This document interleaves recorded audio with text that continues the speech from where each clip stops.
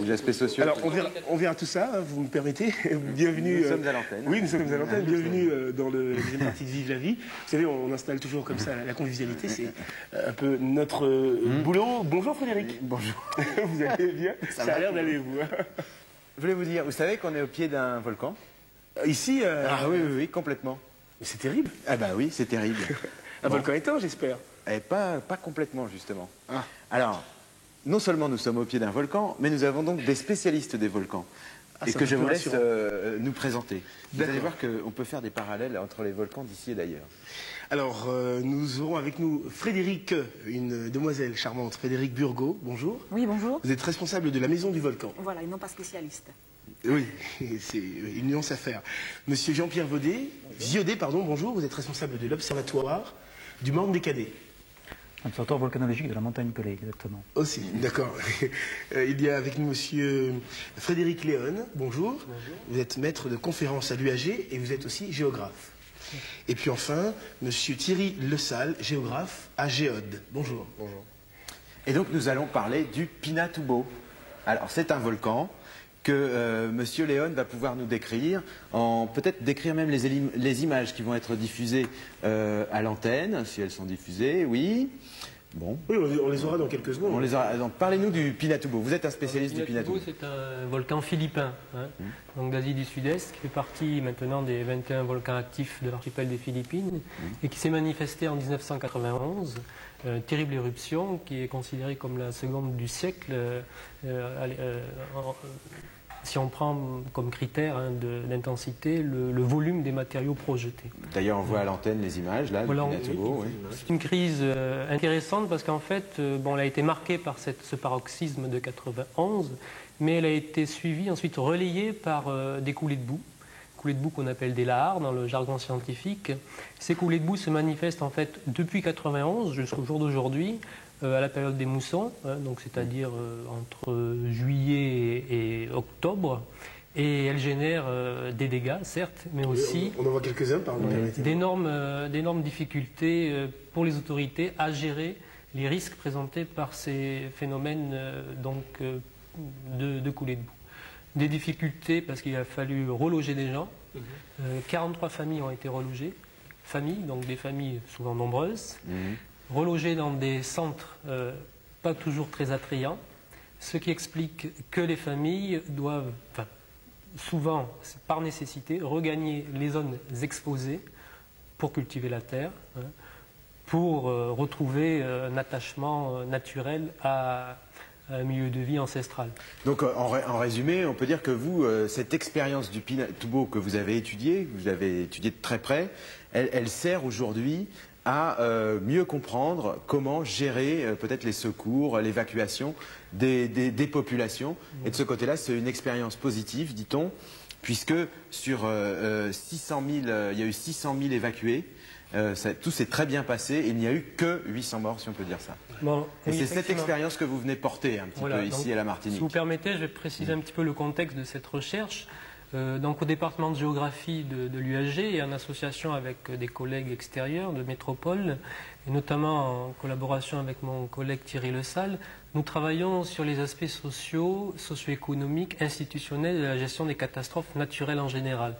Bon, dans le cadre d'un programme qui s'appelle ENCASE, nous nous intéressons surtout à la vulnérabilité des populations face aux risques volcaniques, en essayant de comparer des situations observables en Amérique latine et andine, dans la Caraïbe, avec notamment le cas de Montserrat étudié par Thierry Le Salle, et l'Asie du Sud-Est avec le cas du Pinatubo. Donc, à travers ce programme... C'est le même type de volcan? C'est justement là où je voulais en arriver un petit peu. De contexte géologique. Avant de développer, justement, si on pouvait faire la similitude, avant qu'elle soit sociale, comme vous le dites, si on pouvait faire la similitude technique, on a ici monsieur Viodet, que tout le monde connaît bien, qui est, je dirais, notre sonnette d'alarme ici à la Martinique en cas de problème, puisqu'il est constamment sur la montagne Pelée. Quelles sont les similitudes entre le Pinatubo et la montagne Pelée, techniquement? Les volcans sont des volcans à peu près similaires, à part la dimension qui, pour le Pinatubo, est beaucoup plus importante. Ces volcans émettent les mêmes produits grossièrement, avec le même dynamisme, donc les résultats sont similaires. Donc si on compare par exemple l'éruption de 1991 du Pinatubo à celle de 1902. Ben, il y a eu les mêmes phénomènes au départ, émission de nuées ardentes, coulées de boue également. Par contre, les effets de coulées de boue étaient beaucoup plus importants sur le Pinatubo qu'à la montagne Pelée. On dit qu'il y a encore des coulées de boue en ce moment où juste Alors à la montagne Pelée, sur le Pinatubo. Sur le Pinatubo, bien sûr, il y a toujours des coulées de boue et qui sont très importantes. Et je reviens de Montserrat, où les coulées de boue sont en train d'achever le travail de destruction qui a été produit par les nuées ardentes. Et c'est absolument catastrophique. Parce que maintenant, même les zones qui n'étaient pas atteintes par les éruptions pyroclastiques sont maintenant inaccessibles parce qu'il n'y a plus de route, il n'y a plus de pont. Et la ville de Plymouth est en train de s'effondrer complètement sous la boue. Alors, est-ce qu'on peut projeter ce scénario ici à la Martinique? Entre autres, en d'autres termes, quelles sont les probabilités d'une éruption comme celle de 1902 à nouveau ici? À nouveau, la dernière éruption date de 1929, donc en termes de probabilité, si on estime que la Pelée a à peu près une éruption par siècle, on n'est pas encore dans le rouge. Par contre, il y a d'autres volcans tout autour qui n'ont pas eu d'éruption depuis 400-500 ans ou même davantage. Je pense à la Guadeloupe, je pense à la Dominique, également à Sainte-Lucie. Ce sont des points certainement qui sont à surveiller de très très près. Et l'intensité de l'éruption est plus grande en fonction de c'est du temps. surtout, non, le facteur temps peut éventuellement jouer, mais ce qui joue surtout, c'est la dimension même du volcan. Hein. Le Pinatubo est un volcan énorme si on compare à la montagne Pelée. Et, bon, on a parlé de probabilité, mais si on doit peut-être avoir le sentiment du scientifique que vous êtes, est-ce qu'il y a des chances que ça se passe? Sinon, je ne serais pas là. Oui. Hein. On a vu l'exemple, par exemple, de Saint-Vincent, où il y a eu 2 éruptions il y a peu de temps, finalement. Et ces 2 éruptions se sont produites de façon assez discrète, avec peu de phénomènes précurseurs. Donc il faut être très très attentif parce qu'on l'a vu en 1902, le Saint-Vincent et la montagne Pelée, c'est un volcan qui ont quand même pas mal de similitudes. Au cas où, en combien de temps vous pouvez nous prévenir? Bien, à titre d'exemple, on a pu prévenir les autorités de Montserrat dès 1992 qu'une crise sismique anormale était située sous le volcan. L'éruption s'est produite en 1995. Donc la crise sismique n'est pas la condition nécessaire et suffisante pour qu'il y ait une éruption, mais c'est quand même un élément d'alarme important. Le risque, c'est peut-être de prévenir trop à l'avance, comme le cas que vous venez d'évoquer. Non, là, c'est en 92 et ça s'est fait en 95, c'est quand même... C'était extrêmement important justement parce qu'à Montserrat, il n'y avait pas de plan de secours, il n'y avait pas d'observatoire. Cela a permis aux autorités de construire des plans de secours et on a équipé dès 1995 ce volcan de stations de surveillance. Monsieur Le Salle, la question se dirige vers vous. On parle de Montserrat, 3 ans pour prévoir des délais, rien n'était prévu. Et nous ici? Le problème qu'on peut se poser, c'est qu'à l'heure actuelle, la science nous permet de prévoir avec suffisamment d'avance et d'acuité. La science, c'est Monsieur Violet, en l'occurrence. Oui. Les volcanologues peuvent prévoir une éruption. Mais cependant, dans la société, la gestion de crise, il y a des facteurs qui interviennent qui font que on n'est pas toujours prêt à vivre et à gérer une crise éruptive. Et dans la réalité, là, Monsieur Léon vous transmet son expérience du Pinatubo. Si vous comparez à la gestion de crise du Pinatubo, nous, on en est où? On est au point zéro. Est-ce qu'on est prêt à évacuer? Est-ce qu'on est prêt ou alors on est comme à Montserrat Le problème se pose. Il y a différents éléments de comparaison. Au Pinatubo, nous avons donc de l'espace. Pour gérer la crise, les volcanologues ont défini un rayon de 40 km à évacuer. Ici, compte tenu de l'étroitesse de nos îles, je parle des îles de la Caraïbe en général, l'île de Montserrat, c'est une île très petite, 110 km², c'est beaucoup plus petit que Marie-Galante. Il n'y a pas l'espace à gérer est beaucoup plus étroit. Cela dit, il aurait fallu évacuer tout le monde carrément autre part, sur une autre île. Mais est-ce que Martinique, si le cas se présente, est-ce qu'il y a des structures justement pour ça? Il faut prendre en compte les éléments exposés, c'est en fait ce que j'étudie un petit peu, les facteurs de vulnérabilité, voir un petit peu quels sont les éléments exposés, quelles sont les conséquences que pourrait avoir une éruption par rapport à ces éléments exposés. On se rend compte par exemple que la Martinique est beaucoup moins vulnérable que ne l'était Montserrat avant une éruption de la montagne Pelée. de la soufrière. Donc, si on vous demande un petit peu le résultat de ces études, c'est quoi? On est moins vulnérable que Montserrat, c'est-à-dire qu'on est confortable, on peut être confortable, on peut dormir sur ses deux oreilles. Si il y a une éruption, tout est fin prêt, on sera évacué. Non, pas du tout. On est moins vulnérable, mais pour la gestion de crise va poser un certain nombre de problèmes si nous ne sommes pas préparés à cela. Alors que faut-il faire pour se préparer? Définir un plan de secours adéquat. Il est prêt, ce plan de secours? Je ne pense pas que le plan sec à l'heure actuelle soit actualisé. Mademoiselle Burgot, vous êtes politique, vous aussi. Je sais qu'il existe un plan de secours, mais je crains qu'il ne soit pas actualisé, justement. Non, justement, là, le plan est actuellement en cours de réactualisation et c'est quasiment terminé, d'après les informations que j'ai pu avoir. Hein. C'était une nécessité. Voilà. Mais par contre, si on juge les difficultés justement qu'il pourrait y avoir à faire face à ce genre de problème, si on compare la montagne Pelée et la soufrière de la Guadeloupe, par exemple, ce serait beaucoup plus difficile encore à la Guadeloupe, où il y a 75 000 personnes situées directement sous le volcan. La moindre petite éruption mettra la vie des gens en danger sur Saint-Claude et Basse-Terre. Alors que pour la montagne Pelée, on a quand même beaucoup moins de population, beaucoup moins d'infrastructures indispensables directement. Quel est le périmètre du danger direct, pardon David? C'est exactement ce que j'avais demandé. Ce périmètre est délimité par la structure géographique autour du volcan, c'est-à-dire les vallées, les massifs montagneux qui vont faire protection par rapport au volcan. Par exemple, ici à Fort-de-France, on a exposé. C'est ce que j'avais On est en parfaite symbiose Oui, aujourd'hui. tout à fait, comme d'habitude. Voilà, alors à Fort-de-France, qu'est-ce que vous risquez? Vous risquez d'avoir des grosses retombées de cendres malgré tout. Hein. Ah, quand même. On a vu par exemple que pour l'éruption de Montserrat, l'aéroport de la Guadeloupe a été fermé pendant 24 heures. C'est pourtant assez loin. Et de la même façon, on aurait des retombées de cendres à Fort-de-France sur l'aéroport qui serait bloqué certainement quelques jours. Ça poserait des problèmes d'organisation, c'est sûr. Toujours est-il que dans le plan de secours, on pourrait considérer que tout le rapatriement, je dirais, vers le sud pourrait être une solution. Oui, c'est ce qui est prévu. Et donc, par contre, il existe des cartes de risque très précises. On sait parfaitement quelles sont les zones qui seront à évacuer en fonction des événements qui se passeront sur le volcan. Il n'est pas dit qu'on va évacuer toute la zone considérée dès le premier jour. On peut moduler en fonction de ce que nous observerons sur le volcan. Mais c'est un travail difficile.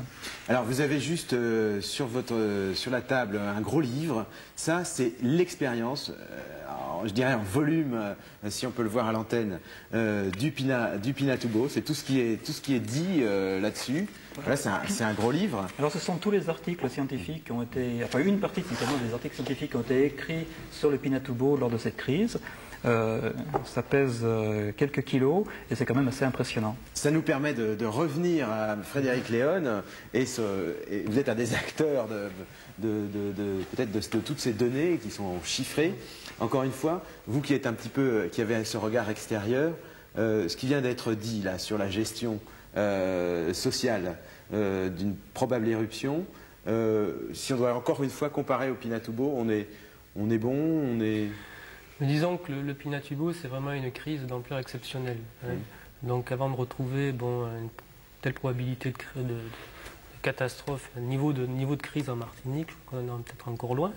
Mais travailler sur le Pinatubo sur le moyen et long terme, parce qu'en fait, souvent on étudie, on décortique ce qui a été fait dans cet ouvrage, une éruption, les années qui viennent, jusqu'à 1 an, 2 ans après, mais il est intéressant, c'est l'approche qu'on essaie d'avoir maintenant, de suivre un petit peu les répercussions de cette catastrophe sur le long terme, c'est-à-dire sur les 10 années qui suivent.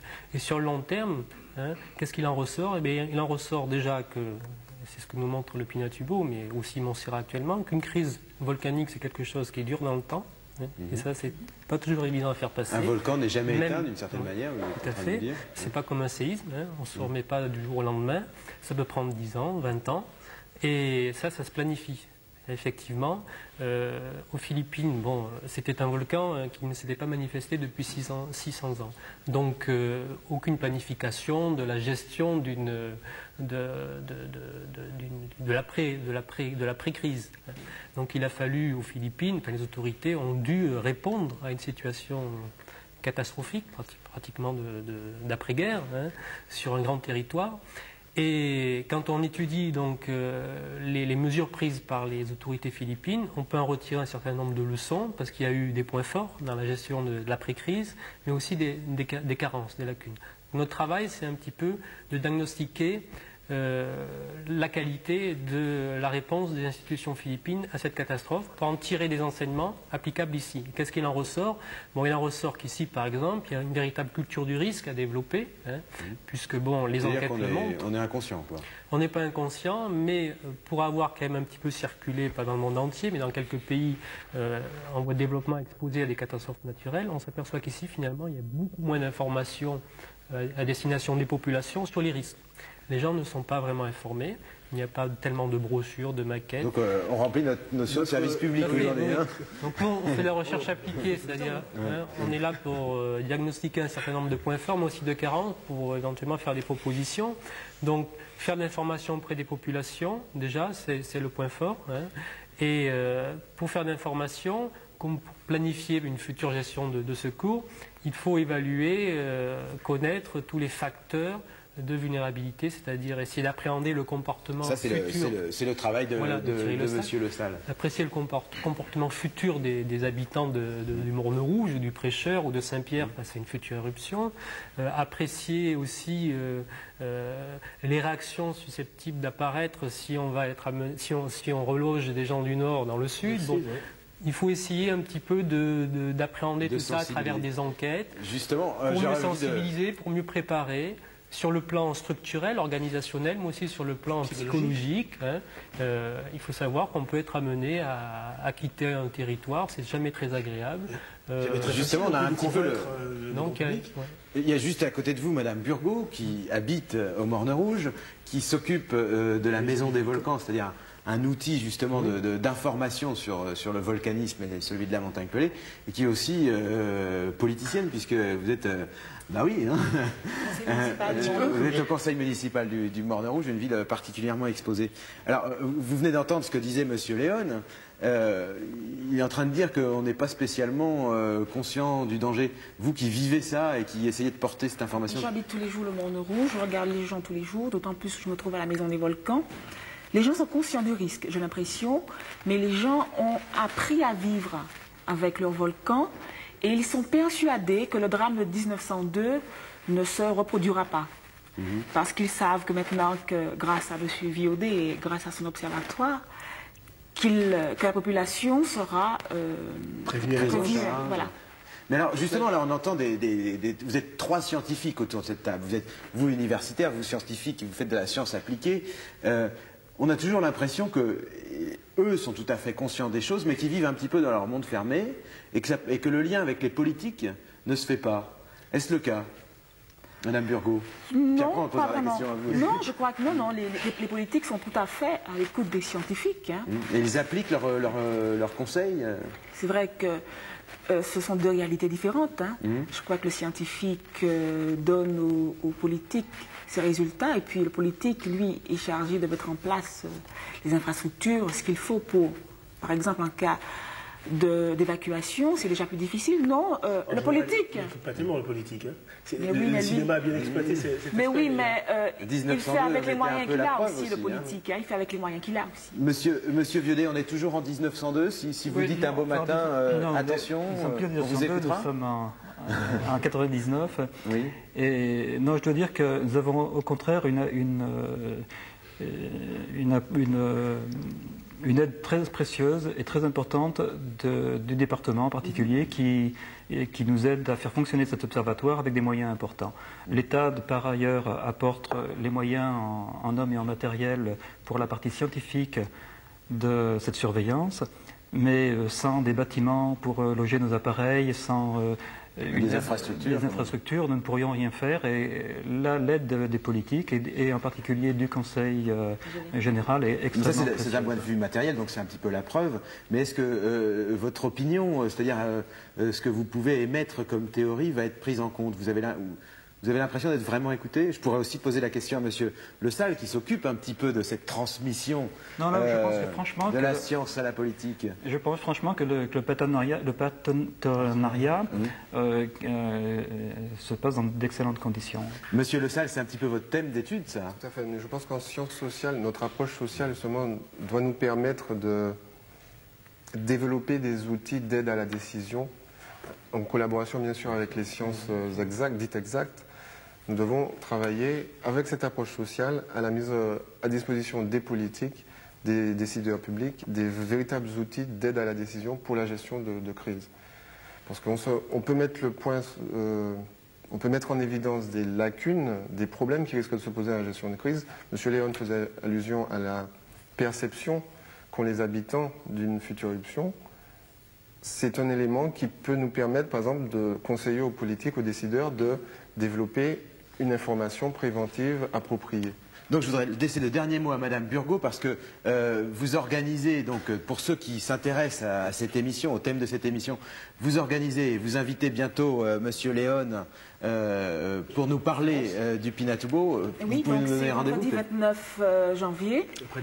Oui, à la Maison des Volcans du Morne-Rouge. Hein, à quelle heure? C'est 18h.